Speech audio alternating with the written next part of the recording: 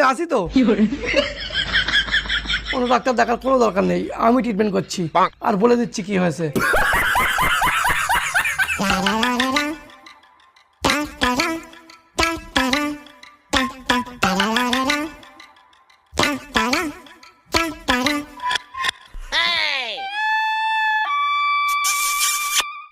শুল ব্যথা।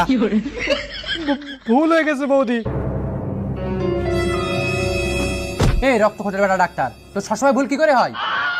বৌদি মারো শালাকে।